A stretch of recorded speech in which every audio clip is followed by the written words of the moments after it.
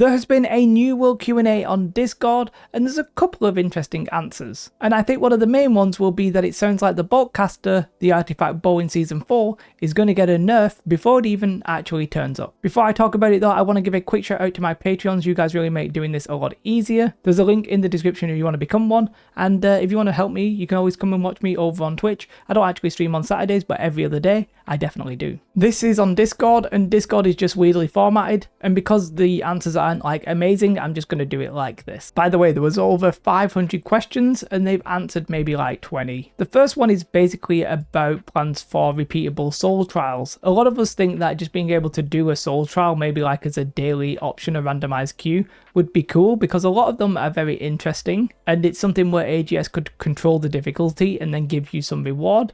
At the minute, there's no plans in the short term, but they do like this idea, and I could sort of see something like that happening. Because in Season 4, we're getting 4 new soul trials, but honestly, it's generally like 10 minutes worth of content. So as much effort as they're putting into them, it sort of feels a little bit wasted. The next question is about Tier 5 nodes, talking about Mithril and Orichalcum and stuff like that. They say that they're at a point where they're actually getting pretty happy with the amount of new nodes, but they are going to keep an eye on it.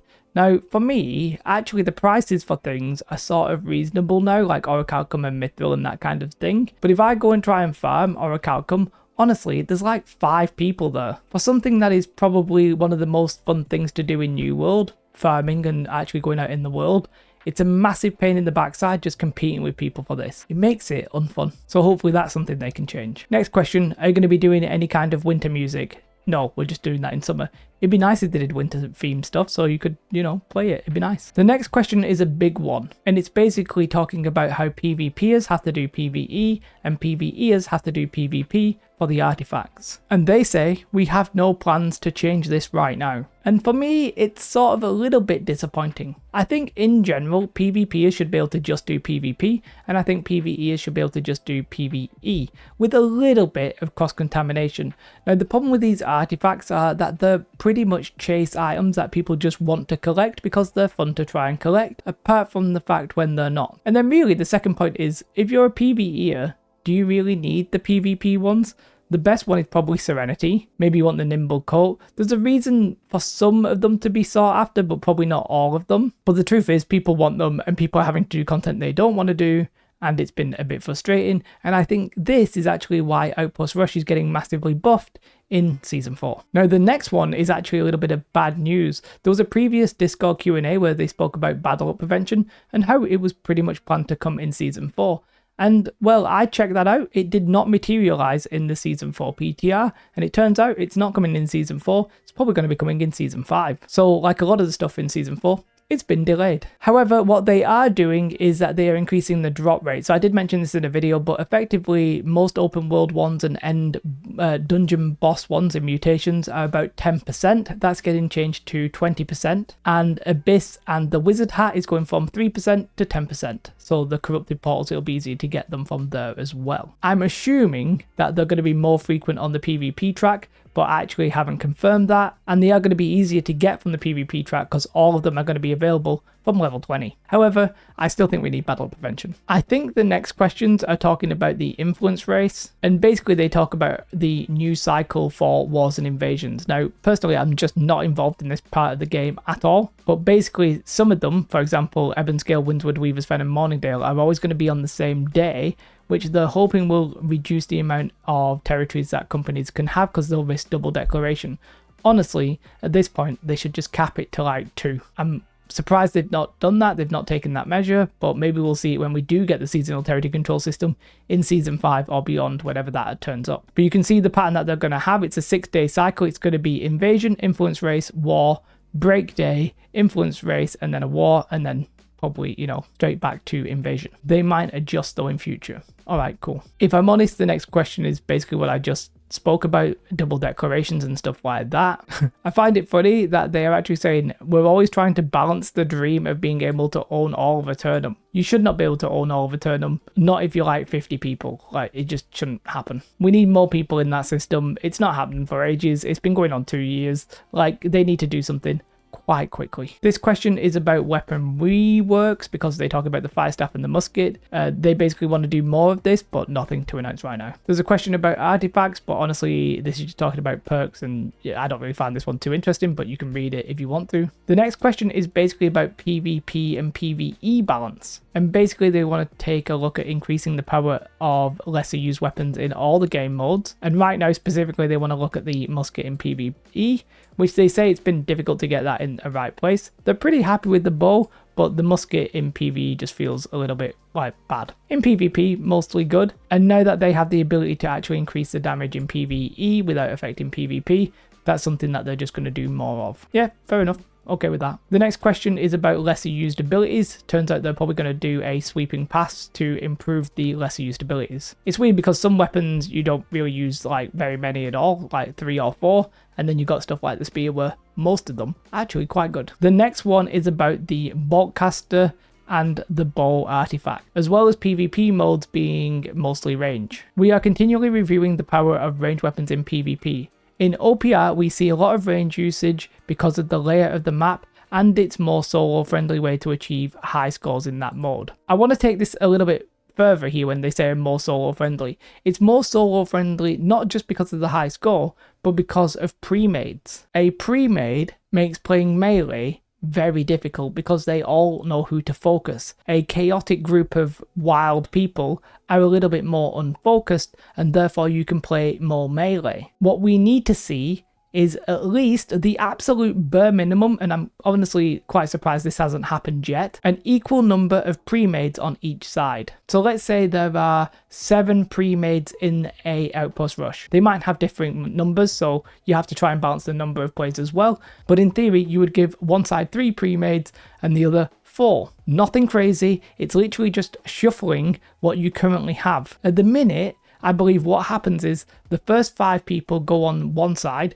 and then the next 5 people go on the next side, and it just alternates that every 5 people. Just increase the time it takes to start the game by a little bit and put pre-mades on an equal number on each side. And yes, I think it would be wise to remove pre-mades from the leaderboard, but they said they don't want to do that. And yes, it would be wise to have some kind of matchmaking with equal number of healers and all that kind of jazz, but I think that all is complication. But an equal number of pre-mades on each side would be the bare minimum. Or, by the way, you could make either Arena or Outpost Rush solo queue. Just make it so you can't be grouped. Not both, because I know you want to play with your friends, but just make one of them solo friendly. Anyway, just wanted to address that because it's one of my pet peeves. Anyway, on to the big news. With that said, we are actively reviewing the Boltcaster artifact and are going to make some changes before it goes live.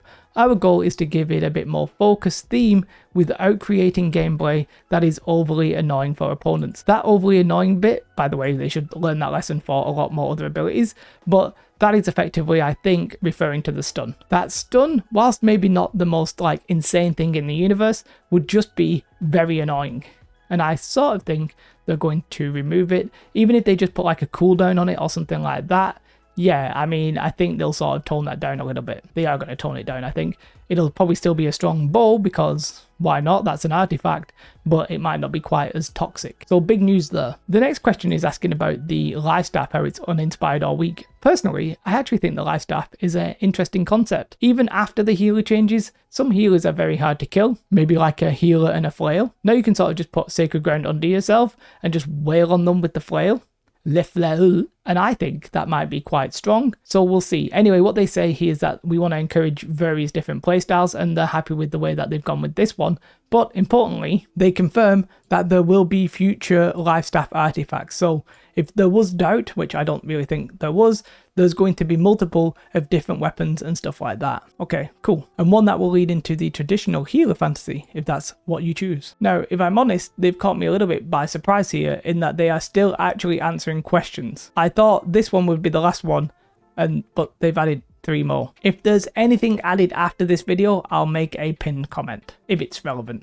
But this question is actually interesting. Basically talking about how an automatic group finder can make it so that the traditional entering people who may be doing it with their friends are going to feel like second class. However, they sort of assuage that in one main way. It's worth noting that you can actually queue up as a 4-man group or 4-person group and still get the reward. So if there's 5 of you, then you may be a little bit out of luck. It's also worth noting though that they might tweak that number, because what could happen is if you queue as a 4 and maybe you can vote to kick the 5th, it might be that you can just kick them at the end or something, and that would obviously be toxic. So let's hope that's not the case. But basically saying you don't have to go solo. And the next bit is say, we're not trying to penalize you, we're just trying to make the content easier. And overall, I think it's actually a good thing personally myself. And the next question is one that I've been very interested in myself. When they spoke about the horse races, they sort of sounded like they would be repeatable. Well, I don't think they were at launch. I don't know if they are right now. I'm not actually checked for ages, but they sort of sound like they would be repeatable. And I thought, wow, wouldn't it be cool if you could have like a daily leaderboard for each horse race? I don't think you'd want it weekly because people would just absolutely over optimize it,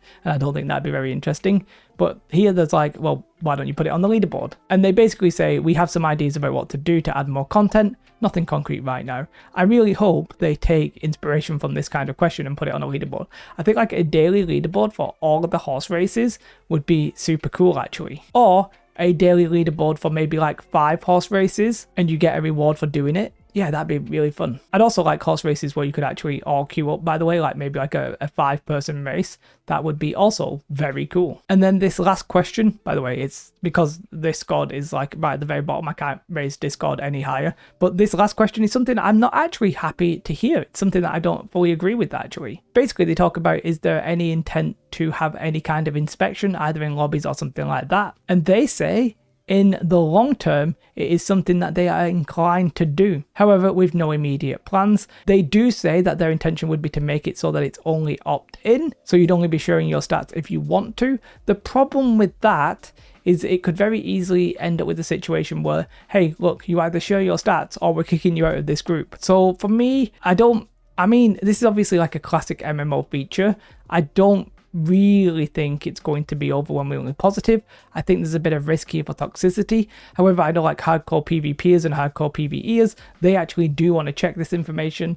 So I don't know, it's a very fine line, a very fine balance. I'm not sure where they should go with that. One thing I would sort of like is to maybe have more information when somebody beats you in PvP so that you could sort of get a gist of what they were using. Maybe not all of their gear, but maybe you could show me their attribute spread.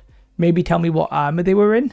Not like the actual armor pieces, but like light, medium, or heavy. I think that could be cool. But yeah, I'm a little bit not worried about this one, but a little bit apprehensive. So nothing really crazy there. Some interesting answers, but no real game-breaking news or anything like that. I'm not sure, by the way, if a roadmap is on the cards. It sort of sounds like they want to talk about Season 4 soon, and then once that's done, they'll talk about Season 5. But this Forged in Eternum that's upcoming is some kind of dev video where they're all on the couch and there's like several of them, maybe like 8 people there, which is definitely not your typical Forged in Eternum, but they might be patting themselves on the back because they've done a year's worth of Forged in Eternum, or they might be talking about something else, maybe a small roadmap, because we did have a roadmap in December last year and then a bigger one in February. They could be doing that, or maybe they're going to announce something like console for all I know. So we'll see, not really sure what's happening, but we know the week after that is probably going to be another dev Q&A, which they generally do after a dev video. So something's happening Monday, I don't know what. I'll just stop there. Have a most beautiful day, become a Patreon if you want to help me, come and follow me over on Twitch if you want to watch me. Other than that, beautiful day, like and subscribe. Goodbye.